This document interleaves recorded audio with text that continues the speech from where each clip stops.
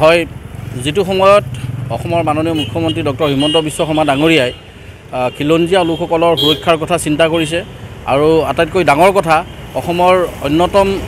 প্ৰাচীন ভূমিপুত্ৰ চুতীয়া জনগোষ্ঠীৰ যেটো চুতীয়া শব্দ চুতীয়া নামৰ যেটো শব্দ এই শব্দটো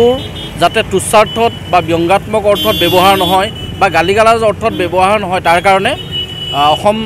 চৰকাৰে এখন অৰ্ডিনেন্স যোগে অধিসূচনা ইতিমধ্যে জাৰি কৰিছে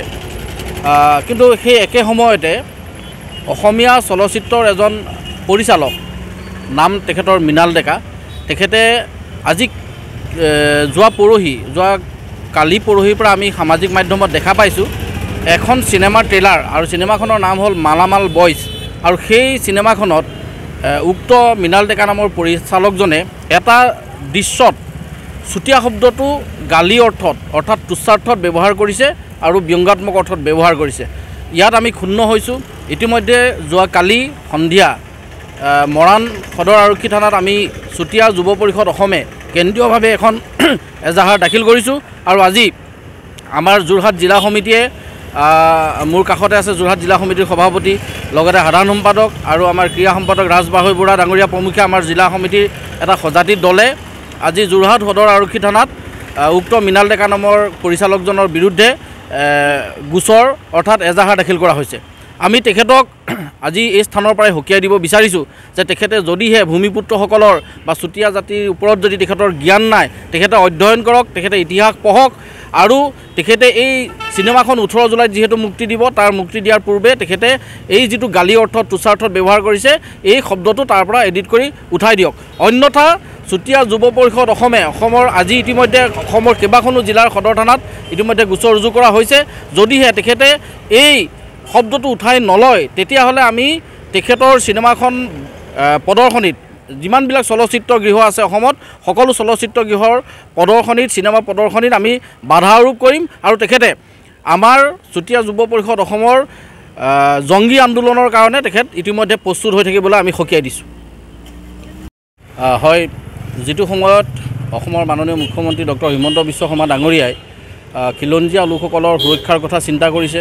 আৰু আটাইতকৈ ডাঙৰ কথা অসমৰ অন্যতম প্ৰাচীন ভূমিপুত্ৰ চুতীয়া জনগোষ্ঠীৰ যেটো চুতীয়া শব্দ চুতীয়া নামৰ যেটো শব্দ এই শব্দটো যাতে তুচ্ছাৰ্থত বা ব্যংগাত্মক অৰ্থত ব্যৱহাৰ নহয় বা গালিগালাজ অৰ্থত ব্যৱহাৰ নহয় তাৰ কাৰণে অসম চৰকাৰে এখন অৰ্ডিনেন্স যোগে অধিসূচনা ইতিমধ্যে জাৰি কৰিছে কিন্তু সেই একে সময়তে অসমীয়া চলচ্চিত্ৰৰ এজন পৰিচালক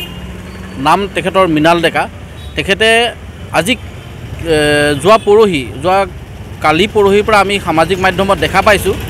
এখন চিনেমাৰ ট্ৰেইলাৰ আৰু চিনেমাখনৰ নাম হ'ল মালামাল বয়জ আৰু সেই চিনেমাখনত উক্ত মৃণাল ডেকা নামৰ পৰিচালকজনে এটা দৃশ্যত চুতীয়া শব্দটো গালি অৰ্থাৎ তুচ্ছাৰ্থত ব্যৱহাৰ কৰিছে আৰু ব্যংগাত্মক অৰ্থত ব্যৱহাৰ কৰিছে ইয়াত আমি ক্ষুণ্ণ হৈছোঁ ইতিমধ্যে যোৱা কালি সন্ধিয়া মৰাণ সদৰ আৰক্ষী থানাত আমি চুতীয়া যুৱ পৰিষদ অসমে কেন্দ্ৰীয়ভাৱে এখন এজাহাৰ দাখিল কৰিছোঁ আৰু আজি